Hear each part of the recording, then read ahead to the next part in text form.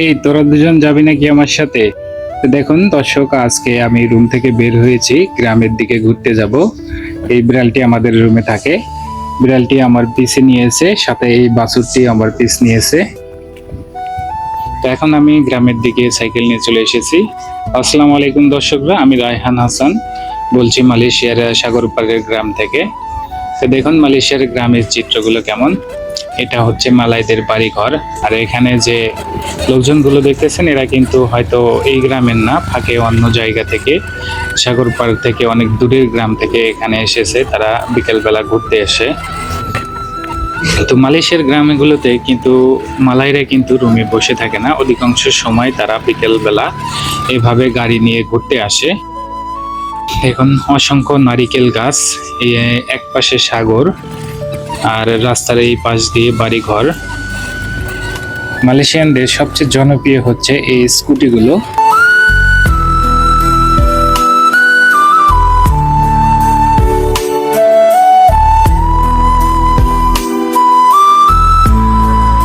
আজকে সাগরের ঢেউ মোটামুটি অনেকটাই বেশি। এগুলো হচ্ছে ফাঁকা জায়গা, দেখুন নারিকেল গাছগুলো পড়ে গেছে, সব মারা গিয়েছে এগুলো।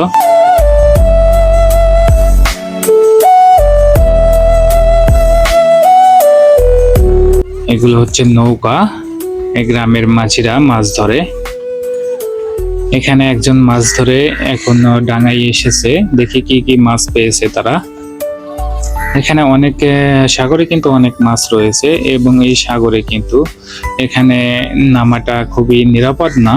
তবে যখন আপনার ঢেউ না থাকে তখন আমরা মাঝে মাঝে নামি এখানে সাগরে নেমে গোসল করি।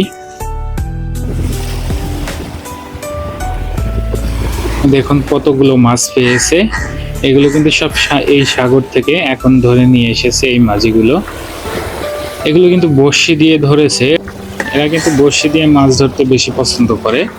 আবার এক ধরনের খাঁচা রয়েছে যেগুলো সাগরের, যেখানে দ্বীপ রয়েছে অল্প পানি, সেখানে কিন্তু এরা এই খাঁচাগুলো রেখে আসে। পরে এক সপ্তাহ পরে কিংবা 10 দিন 15 দিন পরে গিয়ে খাঁচাটা উঠে ওর ভিতর থেকে মাছ যা পায় সেগুলো উঠায় নিয়ে আসে। এই লোকটি এখানে বড়শি দিয়ে মাছ ধরছে। তো একটা মাছ পেয়েছে, সম্ভবত এটা রূপচাঁদা মাছ। আর এই গ্রামে কিন্তু প্রচুর হাঁস মুরগি গরু ছাগল রয়েছে।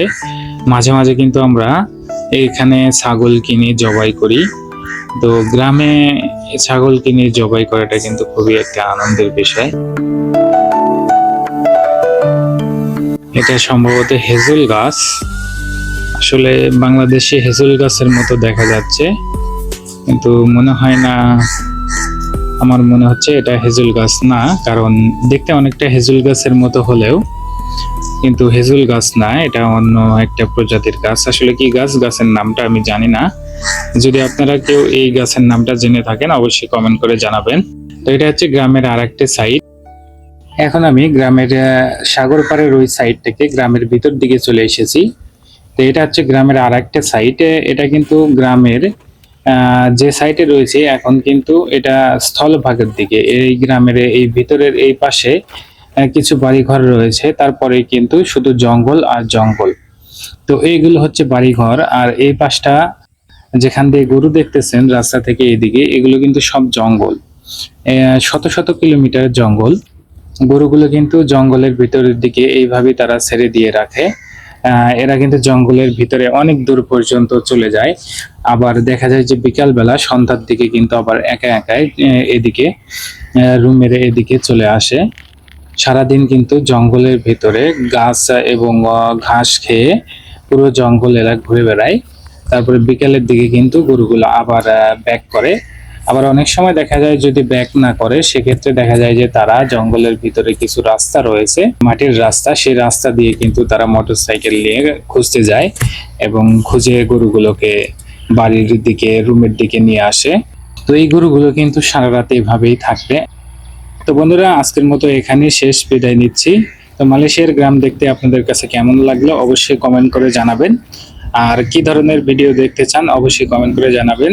চেষ্টা করব আপনাদের সেই ধরনের ভিডিও উপহার দিতে। ধন্যবাদ সবাইকে। আসসালামু আলাইকুম। Subscribe to my channel.